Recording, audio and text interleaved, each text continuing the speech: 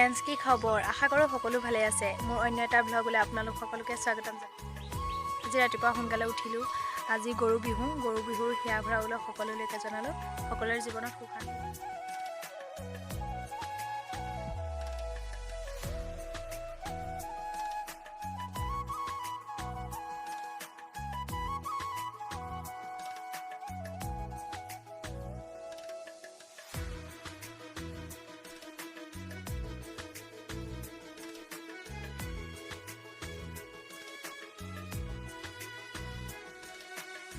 ঘৰৰ পৰা আজৰি হৈ এতিয়া বহালৈ বুলি ওলালোঁ আৰু অকণমান দেৰি পিছত পামগৈ। চাওকচোন কিমান ধুনীয়া লাগিছে পথাৰখন দেখিবৰ কাৰণে। গৈ পাই চাহ খালোঁ, খুৰাজনে দিলে।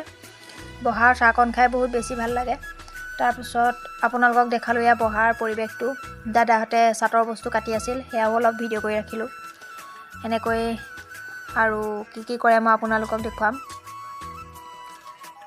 চাটৰ বস্তু কাটি হোৱাৰ পাছত গৰুকেইটা গোহালিৰ পৰা উলিয়াই বাহিৰত বান্ধি লৈছে আৰু পথাৰত পানী নাই, সেইবাবে বাল্টিঙতে এনেকৈ পানী লৈ লৈছে গৰু গা ধুৱাবলৈ।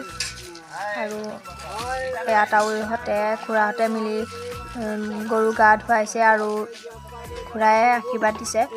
আৰু এনেকৈ আশীৰ্বাদ দি মেলি হোৱাৰ পিছত চাটৰ বস্তু মানে গৰু গাত মাৰিলে আৰু এনেকৈ গৰু গা ধুওৱা হ'ল আৰু।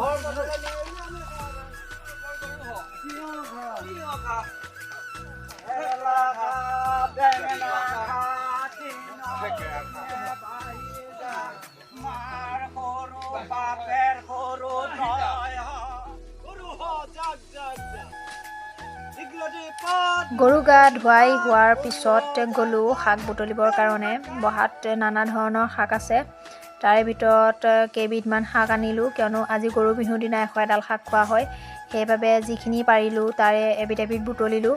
বুটলি হোৱাৰ পাছত ঘৰত আহি ভিডিঅ' কৰা নহ'লে আৰু ডাইৰেক্ট গ'লোঁ বা ঘৰলৈ গ'লোঁ। গৈ পাই পোৱালিৰ কাৰণে এখন গামোচা বৈ দিছিলে মায়ে, আৰু সেইবাবে তাক এনেকৈ বিহু ড্ৰেছটো পিন্ধি ফটো কেইখনমান মাৰিলোঁ। তাৰপাছত আমি দুয়োটাই মিলি ৰুটি খালোঁ। ৰুটি খাই হোৱাৰ পাছত ঘৰলৈ বুলি আহিলোঁ।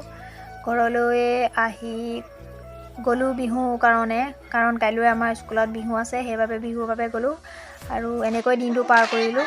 আশা কৰোঁ সকলোৰে দিনটো ভালে কুশলে গ'ল আৰু আকৌ নতুন ভিডিঅ'ৰ সৈতে লগ পোৱাৰ প্ৰতিশ্ৰুতিৰে আজিলৈ বাই বাই। সকলোৰে ভালে হওক আৰু শুভ ৰঙালী বিহু।